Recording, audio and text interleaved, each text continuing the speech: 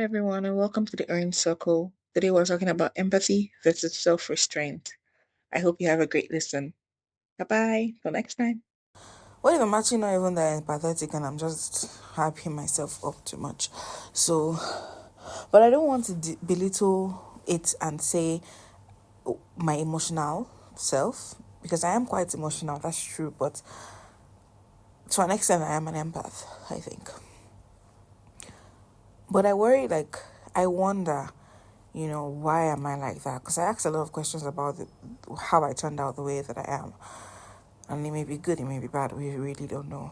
But I wonder, this need to tell people that they are worth it, that their life is valid, that their feelings are valid.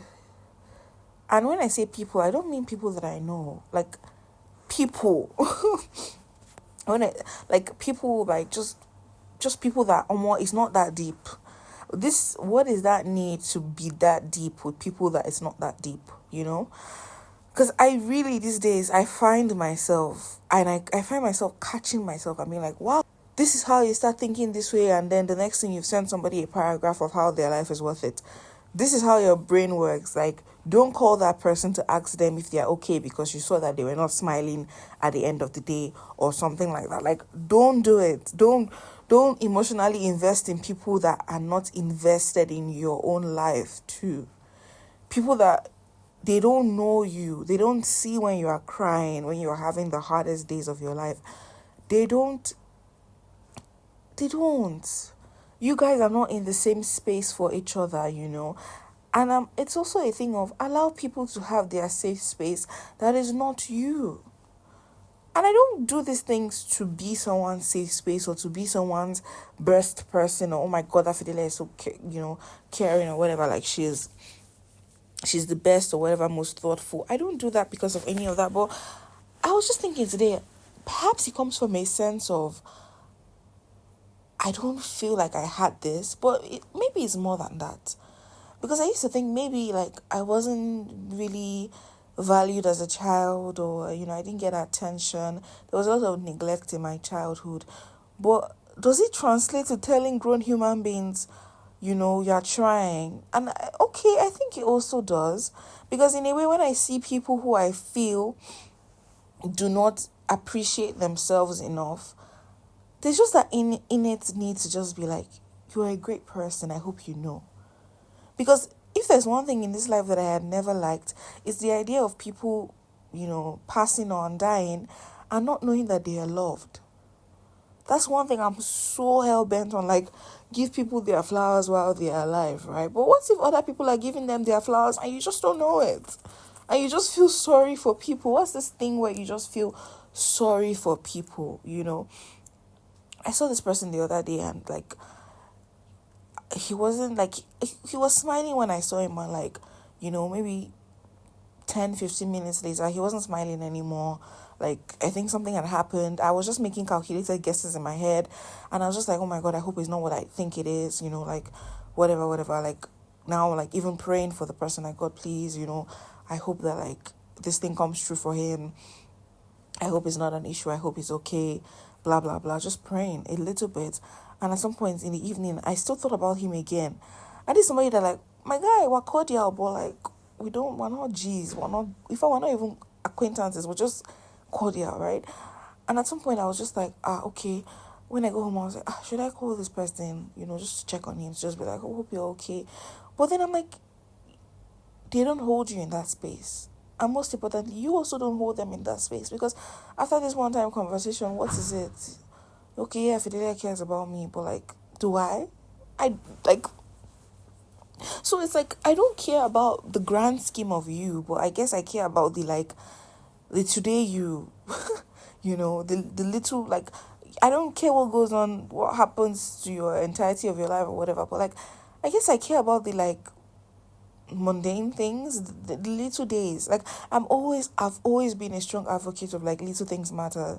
Like it's such a me thing. I'm like the small things. It's the little things that make up the big things in life, and everyone is just dealing with that in some sort of way or the other in this lifetime. And so it's so crazy to just sit with myself and, the older I get, finally being able to catch myself at days when I'm over expending my emotions to other human beings, you know, days when I'm like, oh, this does not concern you, okay? How about you mind your business? How about you don't feel people's feelings that they've not even come out to tell you that they are feeling?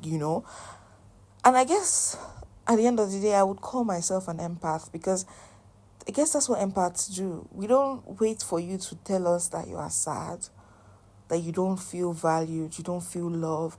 I think it's one of those things that we just were able to pick up those signs and then move with that and act accordingly, or just I think there's this innate need to not make people happy, but just happiness is a stretch, but make people feel whole, make people feel okay, make people feel especially that they are loved.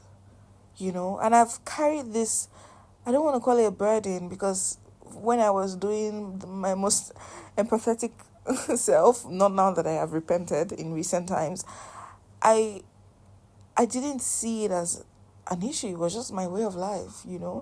I was just, oh my God, I like calling people that I think are lonely. I will call them and I will talk to them. Like I'm that person. As that person, like I would hug people, I would spend time with people. I know that like I didn't have money or whatever to give people or to gift people the way that I ought to, but I kept mental notes on things that people liked, and if it was affordable I would buy, and I would, like, I loved the idea of like, okay, I want you to know that there's somebody on this earth that is looking at you and thinking you are great, that is thinking of you, that is thinking of getting you these little things in life. That, like, yeah, your personal life may or may not be shit, but I want you to know, even if your personal life is great, because why must you wait until someone's life is horrible for you to do a good gesture to them, for you to show them that they are loved? And that was my mentality. So I really went around just like, you know, I had that, oh, you don't know what people are going through. You really don't know what people are going through. People are going through a lot. And I think it also stems from the fact that having an out of body experience and looking at myself and saying, nobody knows what Fidelia is going through. Nobody knows what you're going through. Nobody sees it. And what was I going through really? If we should ask ourselves this question. It wasn't really much. It was just like, all of my teenage problems and hormones and all of that good stuff. But I wonder if at the end of the day it all ties to the fact that I wish that I had somebody who saw me, who saw me and went like, this girl is not happy today. Let me say a kind word to her.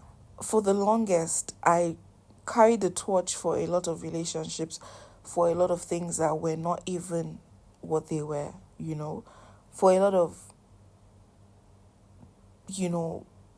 like, burdens that were not mine, for a lot of, I don't want to say friendship, I'm looking for the word, like this thing of, you're not my person. And I think it took me a minute to realize that, like, okay, there's people who you should actually be like spending those emotions on, but I didn't really, like, everything was a blurred line, I guess, and it was very easy to just dispense. And especially when you're younger, you don't have much problem in the world, so it's easier to love on people, to care for people, to call people, to chat people up. It was easier to just, say a nice quick word, text so many people in one, maybe one morning. You just text so many different people. Hi, I hope you're good. Hi, I hope you're good. Hi, I hope you're good. Just the different things, all of that. And now the older that I get, I find myself literally Googling, like, what does empathetic burnout mean? Because I feel like I have reached a peak where I'm just tired. And don't get me wrong, I still feel a lot. But I think I have reached the point where I'm just not acting based on my feelings anymore. Today I saw this very beautiful, beautiful, beautiful young child. Unfortunately, like, she was just like roaming. She was just like on the street, you know, Like her caregiver was there also, I guess.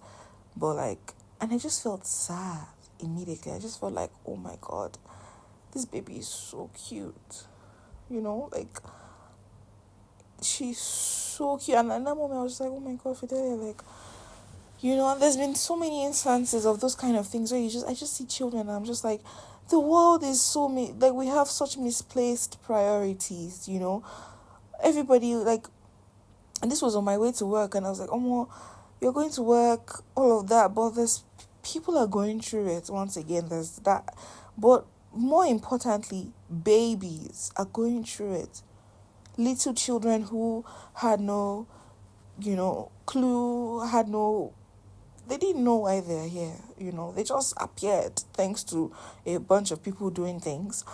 And here they are, and I just felt so sad because she was such a beautiful baby. And I was just, for a second, I just thought to myself, like, oh, if this child, like, had like a mom who had like maybe a smartphone or, like, this social media moms that post their kids a lot or whatever, all of those things, because these cute baby videos and all of that stuff, you get like a great fan base and following because of you're posting your child in their like early years and like toddler stages being cute, and people are like, oh, your baby's so chunky, cute.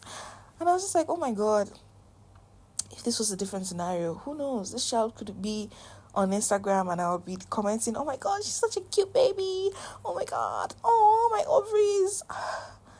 And yet I just saw the child like she was just like on the road. She was just crossing the road. It was not like a main road, but like, a street. She was just like crossing the street. And I just felt like, wow, I wish I could come out of the car and just give her a hug. But then again, these people don't know me. And I think that's when reality like slaps me in the face. Are you mad? you know?